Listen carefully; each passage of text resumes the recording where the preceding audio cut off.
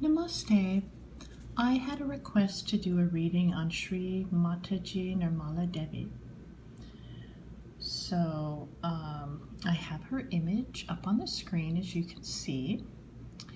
And with the pendulum reading, what it does, and I've said this so many times before, it's just going to speak what the energy flow or energy connections are. And if there is something obvious to be read, it will come out that way. Otherwise, what it does is give us a peek under the covers of what's there. And, again, with teachers, it's going to show, is there sincerity there? Do their words match their actions, or what is truly the level of their consciousness? And see if it all matches up is really what we're doing here. Okay, so let's go ahead and get started with this reading and see what happens.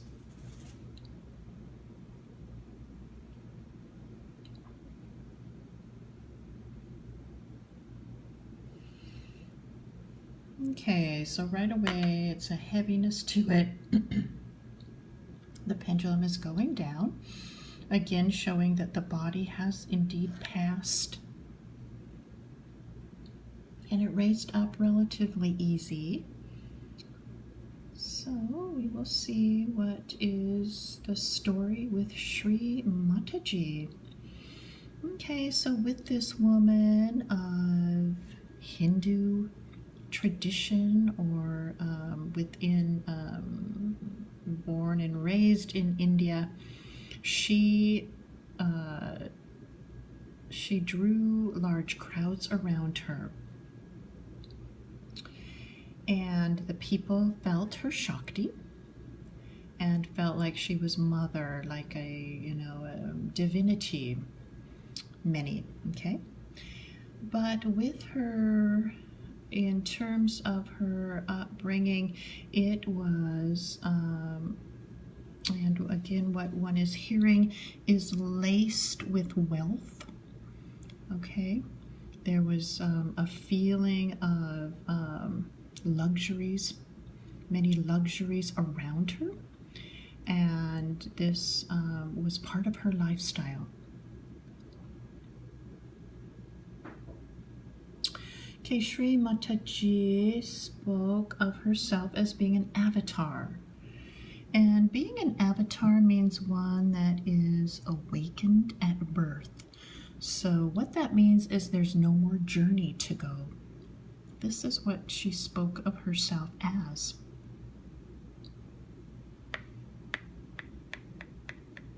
Okay.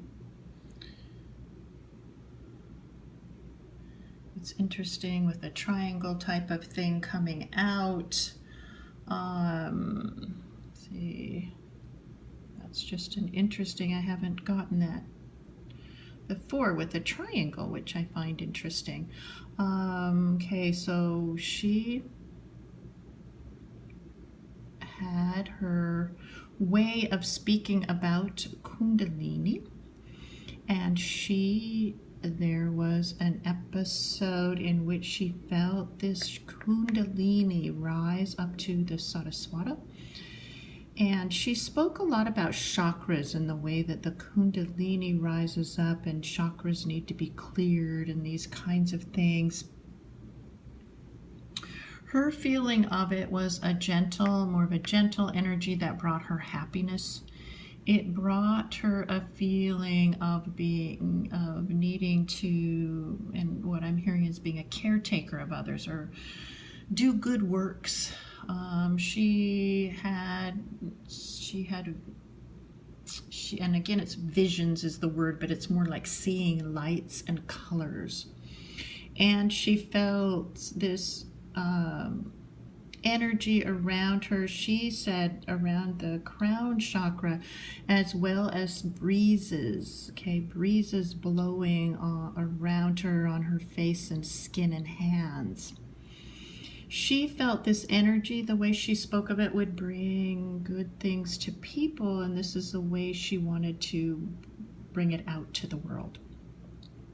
Okay, so one thing to mention here, first of all, is she had, at least the way that she spoke of it, this kundalini opening later. And yet she claims she's an avatar. So if one is an avatar, there is nothing more to wake up. Truly, there's no more awakening process to go through. And kundalini would already be complete, and there would be no more journey left.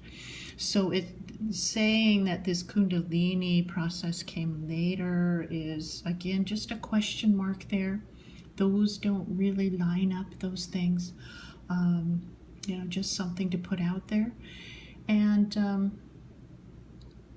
but, with her speech of kundalini, she made it to be something that one could practice. She gave practices. It is some sahaj type of meditation in which one would request kundalini to open, and then one would this energy, she felt like, would come to them and give them all these blessings. Okay, and so let's see if this is the right way to get kundalini to wake up. Okay, so you can see the pendulum is saying no in terms of some of the practices that were given here. Now, it doesn't mean that kundalini won't wake up. It's just not the correct way. Okay, and this is saying yes, because with kundalini, it has its own time. It needs the right conditions, the right heart to be in place, surrender, devotion to the Lord, giving over oneself. It can come in other ways even when that's lacking. And again, not to say that none that were involved in this, that was completely lacking. But in terms of these practices, we're just looking at in themselves. And I don't know all the techniques she gave. Some of them may have been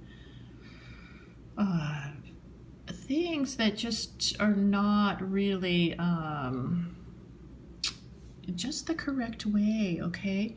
So, and with kundalini, in terms of the energy coming up to the Saraswara, or the crown chakra with Mataji, let's see if that did indeed happen. Okay, so there's a light, yes, one can feel sort of an energy flow with her, and yet you can see how the pendulum goes to the side, so one can see it's not completely in alignment.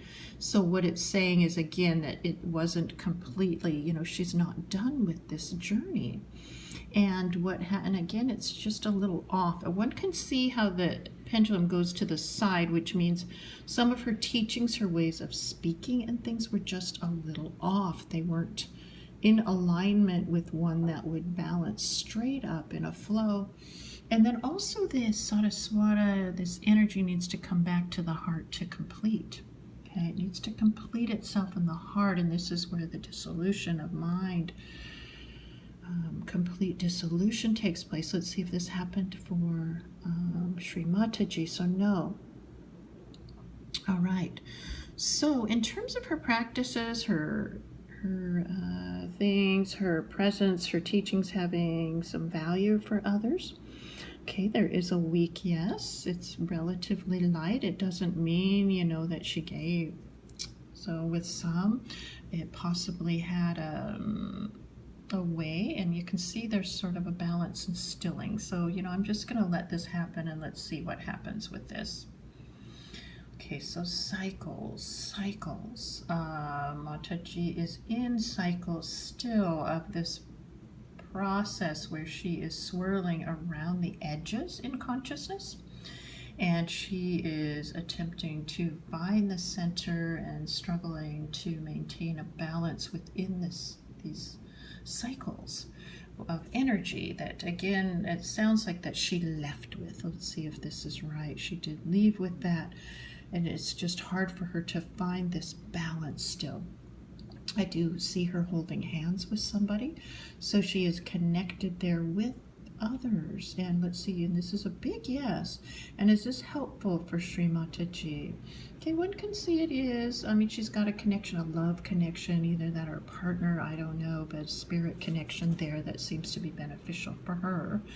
And but she is continuing in these cycles and still has not come to balance in her consciousness.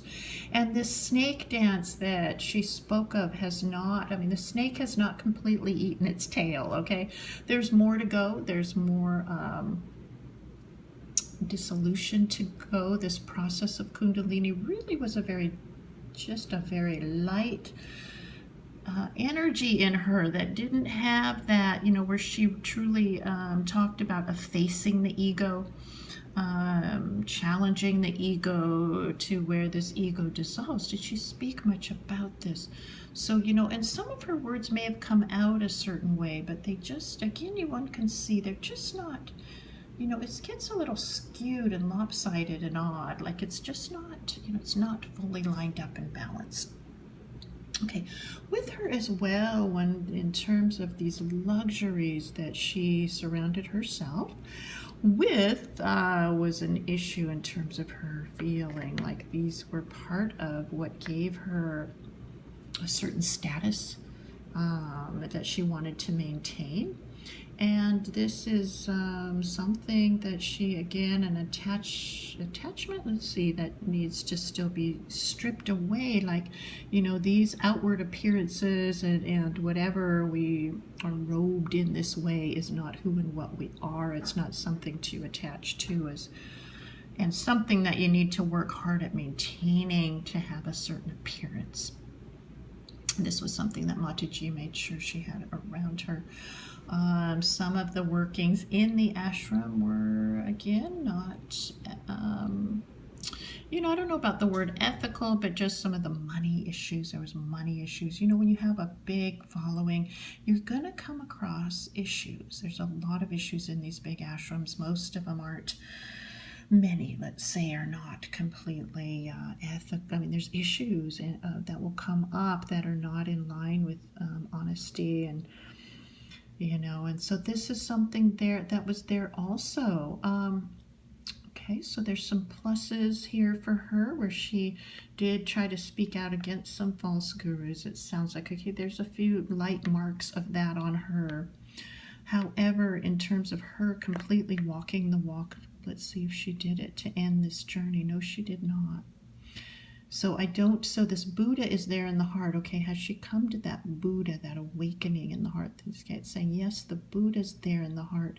Has she come to that yet? Has she come to that being fully awakened? No. But it needs to be there. So, okay, messages. Let's see. Interesting. Messages.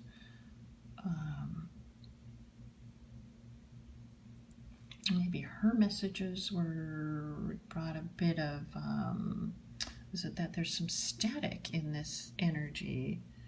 Okay, so it's just a bit of static. There's just not this completely grounded, centered, non-dual consciousness. Okay, so there isn't.